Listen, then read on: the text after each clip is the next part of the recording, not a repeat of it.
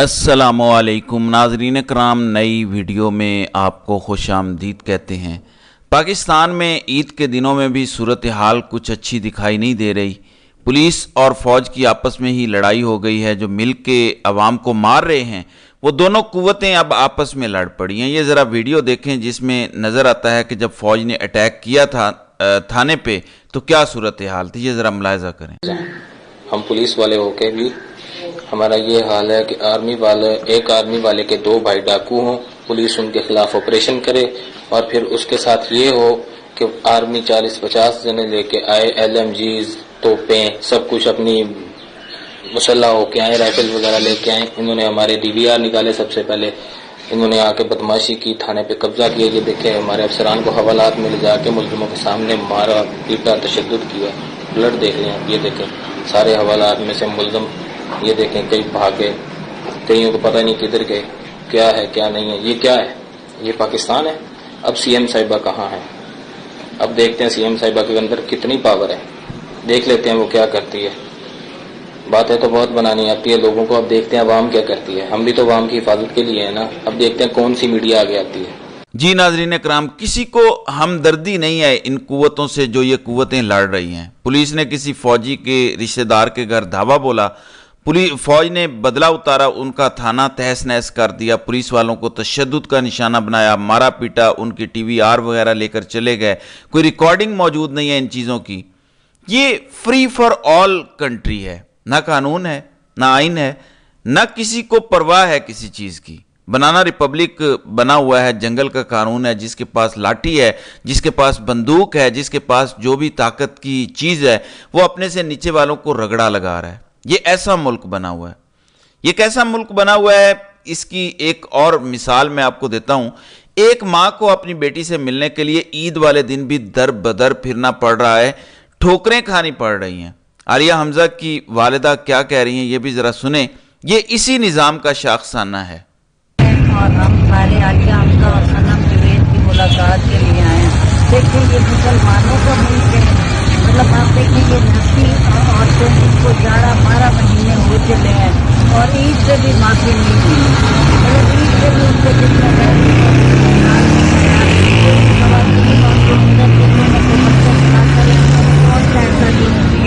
कि उनकी सजाएं माफ नहीं की गई और ईदों पे भी वो अपने घर वालों को देखने नहीं गए।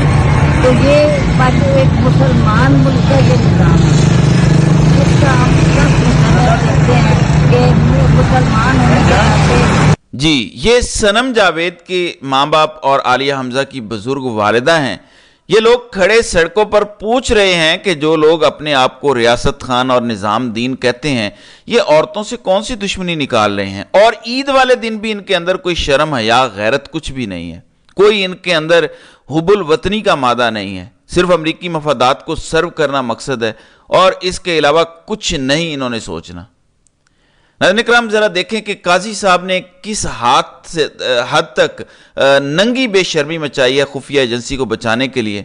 ये जो 7 जजेस बैठते हैं और लिखते हैं ऑर्डर अपना, उसमें देखें जरा लिखा हुआ क्या है। काजी साहब कहते हैं कि आइन का आर्टिकल 248 वजीर आजम और लॉ मिनिस्टर को इम्यूनिटी देता है। कहने इम्यूनिटी लगे थे, लिख दिया है इम्प्यूनिटी से वो ये काम कर रहे हैं।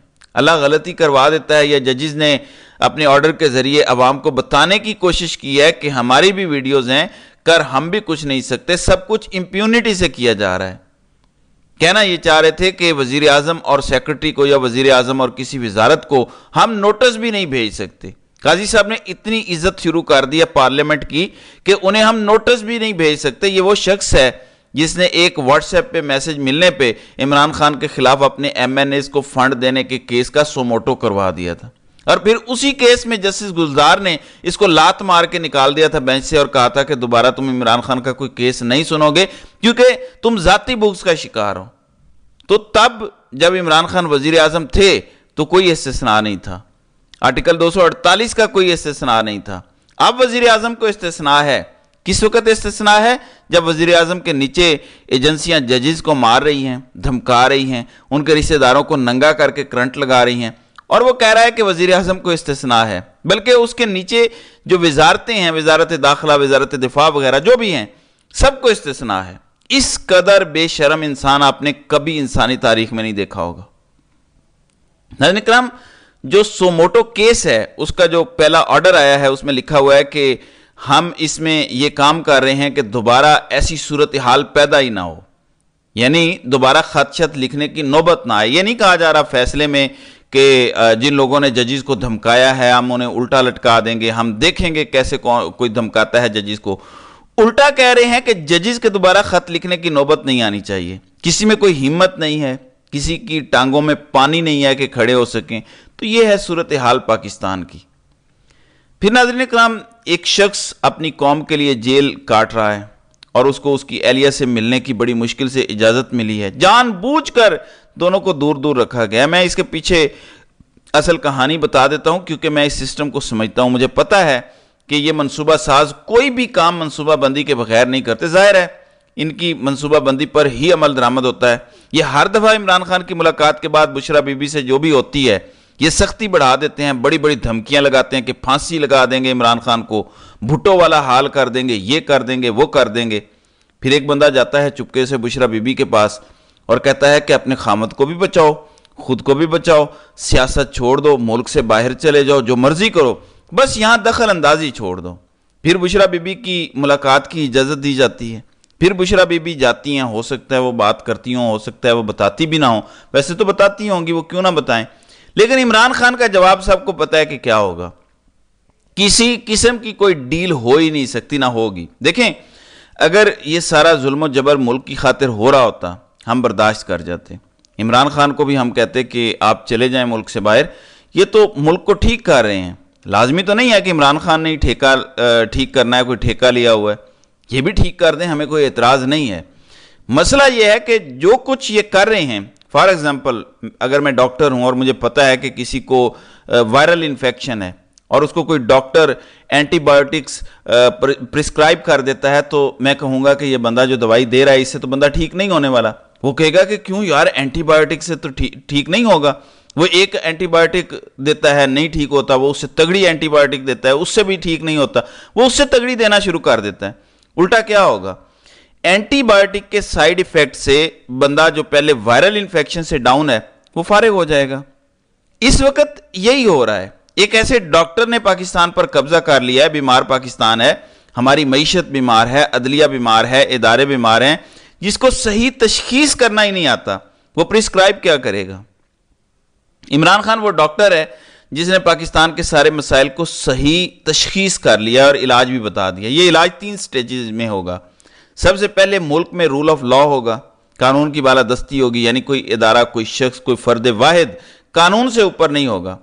جیسے یہ ابھی فوج نے پولیس کو مارا ہے، کوئی احتساب نہیں ہوگا، میں آپ کو لکھ کے دینے کو تیار ہوں۔ کوئی ادارہ اور کوئی شخص قانون سے اوپر نہ ہو۔ سیکنڈلی، پاکستان میں ریفارمز کی ضرورت ہے، معیشت کے ریفارمز، ٹیکس کے ریفارمز، عدلیہ کے ریفارمز، بیوروکریسی کے ریفارمز، لینڈ ریفارمز، یہ سارے ریفارمز کرنے ہیں۔ عدلیہ میں تقرری کا طریقہ، تبادلوں کا طریقہ، اسی طرح بیوروکریسی میں ترقی تبادلے کا طریقہ، تو ہر چیز کے ریفارمز کرنے ہیں۔ جب یہ سب آپ کر دیں گے، آپ رول آف لا قائم کر دیں گے، یہ ریفارمز کر دیں گے، تو پاکستان آٹو پائلٹ پر ٹھیک ہو جائے گا۔ پھر آپ کو سعودی عرب کی منتیں نہیں کرنی پڑیں گی، نہ ہی IMF کی۔ جب ایک نظام بن جاتا ہے، آٹومیٹیکلی انویسٹمنٹ بھی آ جاتی ہے، لوگ بھی خوشحال ہونا شروع ہو جاتے ہیں، سب آٹو پائلٹ پر چلتا ہے۔ یہ ہے ایک فارمولا۔ لیکن جو دوسری طرف حافظ صاحب ہیں، وہ کہتے ہیں میں نہ رول آف لا قائم ہونے دوں گا اس ملک میں، نہ میں نے ریفارمز ہونے دینے ہیں، میں نے بلکہ ان ریفارمز کو پس پشت ڈال کے ایک بالا ادارہ بنانا ہے، SIFC، ایک پیرل حکومت، اور اس کے ذریعے میں نے ملک چلانا ہے۔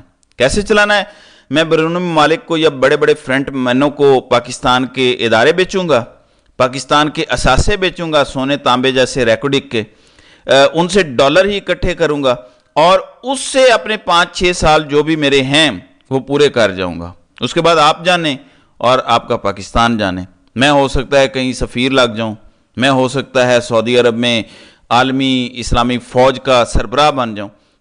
یہ ان کا ہوتا ہے کہ ہمارے ذاتی مفادات پاکستان سے بڑے ہو گئے ہیں۔ ایسے میں عید کے بعد کا وقت ناظرین اکرام بڑا امپورٹنٹ ہے۔ عوام کا مومنٹم کیا ہوتا ہے، پاکستان تحریک انصاف کا مومنٹم کیا ہوتا ہے، اور کمپرومائزڈ جو لوگ ہیں وہ فلٹر آؤٹ ہوتے ہیں یا نہیں ہوتے، یہ سب کچھ اس پر ڈیپینڈ کرتا ہے۔ تو ناظرین کرام، آپ کی اس ویڈیو کے حوالے سے کیا رائے ہے؟